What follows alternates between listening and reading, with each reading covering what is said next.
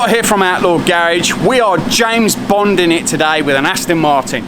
So as we said, we were here to see a couple of cars today, and we're in a very nice man cave garage, particularly nice. It's a brilliant day here in Melbourne as well. However, we spotted an Aston Martin GT, and we're going to have a bit of a chat about this. And I have started to kind of fall in love with an Aston Martin, and then we're going to take it for a bit of a spin, because this was a bit of a surprise today. So this is completely ad hoc, because we weren't expecting to see the Aston. My name's Jim Bradley. This is my Aston. It's a Vantage GT, which is the last of this, what they call a Gaydon era, which is the hand-built engines. There we go. Yeah, there it goes. They're not being talked about. So, it's just a great car, and it's last of naturally aspirated engines, last of its style, more or less. And a mate of mine's got one, and I borrowed his, and then I sort of fell in love with it. So, yeah, it's pretty good. It's a 2016 model, and it's a GT, which means it's kind of a run-out model. Yeah. It's only done 20,000 Ks, and I've had it for about a year and a half now. I love it. The colour's called Skyfall silver. Oh, yeah. Very James Bond, isn't it? It is, yeah. But it's a great car. I was just saying, I drove it to Bathurst with a mate of mine, and for long distance driving, we drove from Bathurst back to Melbourne, straight through, and it was terrific. I've jumped out of it, no problems. So there is a bit of a concern with the cold start, that it is loud. It's a bit loud, that's all, yeah, and I can't do anything about that, I'm sorry. So we're going to pop behind it and cold start it. Yeah. Alright, let's do that. Yep. So just before we cold start it, obviously the key on the Aston Martin is particularly special. Well, it's not a key, Scott. It's an ECU, an emotion control unit, and it's a Swarovski crystal on top. Oh, look at that. So one thing I'll say to people is please do not drop it. No. Don't drop this one. You do not want to scratch that, do you? No way. Alright, cold start time.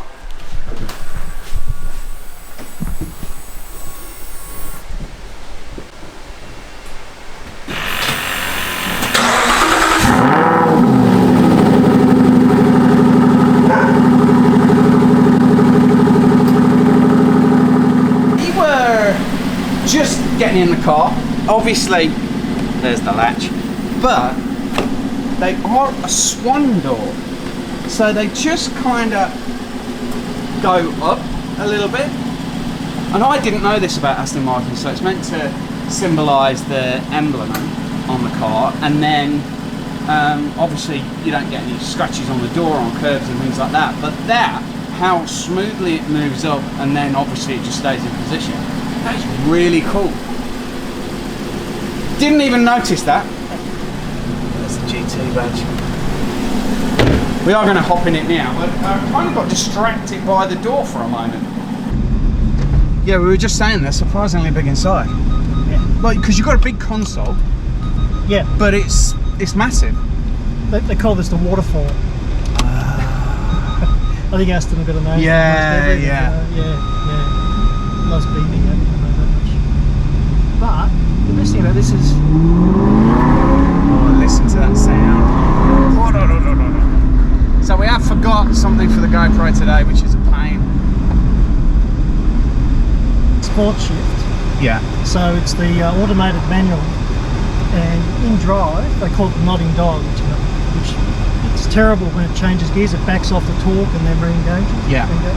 But if you drive it in manual mode, it's pretty good. Yeah. Okay. Once you get used to it, it'll be as gentle. Yeah. It's just lovely. Yeah, that's nice. Yeah. So it sits well. I've driven one on the track at Phillip Island. Oh yeah. It was pretty good. You know, I was actually faster on the straight in this than I was in the GT4. So wow. Yeah. So what kind of horsepower has this got? The plane will be 430 out of a 4.7 V8 naturally aspirated. And like Aston doesn't do stop start. No. And sunroof, you don't get a sunroof. I was thinking that as well. No sunroof. No. Like there is a lot of space in the back, so like you're going away on a weekend, there's a lot of room in there. I don't know, you go to the golf clubs. Stop it. Yeah, I don't know. I don't think they're maybe going to just play a fit. short course, Yeah. but otherwise, yeah, it's good. And I know things do go wrong and so on with them, but you know, you just got to find a good mechanic and look after it. And is there? I'm assuming there's an Aston Martin dealership here in Melbourne. There's an aftermarket or a company that are called Walkaround Garage. Seem to be quite good, and also I've got a local mechanic that he's happy to service it and look after it. Yeah. So, Okay.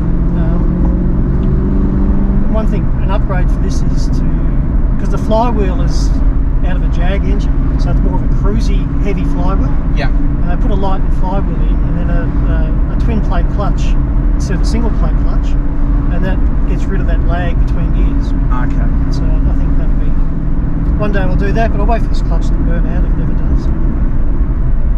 My daughter's up in Sydney. She's 23, just got on a full license, Yeah. and she's coming down for Christmas.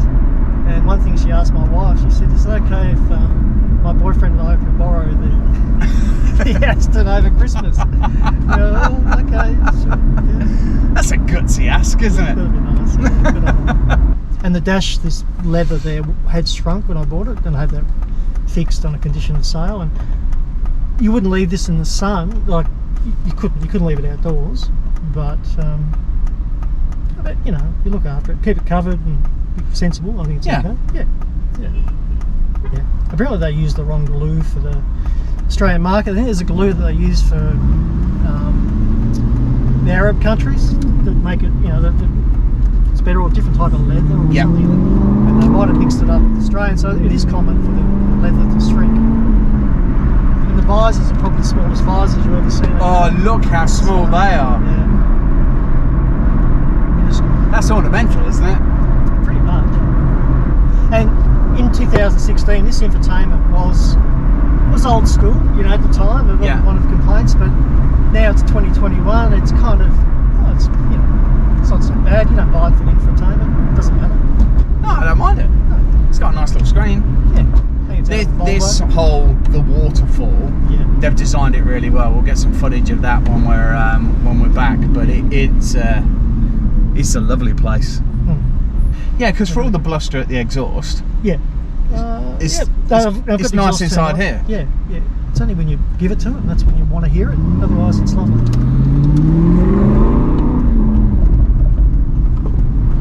I've heard people say it's like an English Mustang.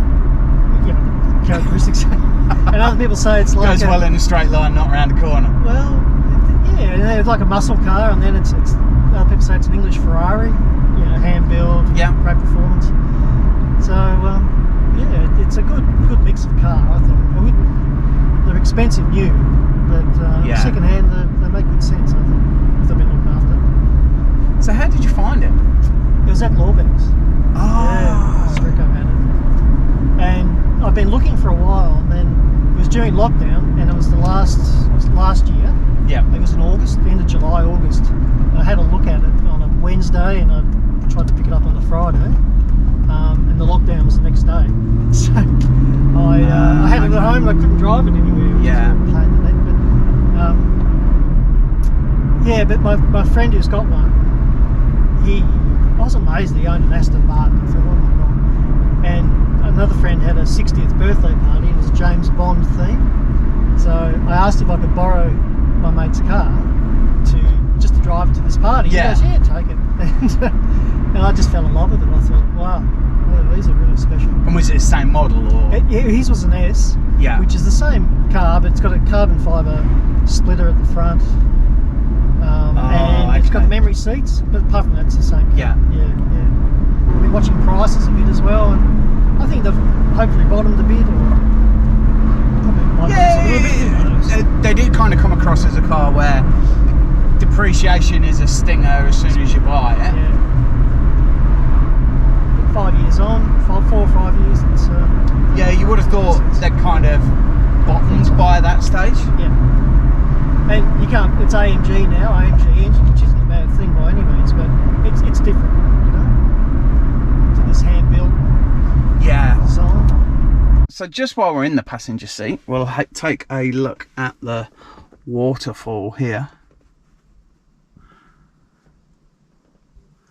You see here the sport button for your neutral drive reverse. Here we go. Oh, the waterfall's very, very nice in the car. Obviously the steering wheel and the setup there, that looks fantastic. The dash is lovely, look at that. Hope you enjoyed our James Bond Skyfall special with this Aston Martin GT. Loads more coming to the channel. Please drop it a big thumbs up, subscribe, and we will see you again soon.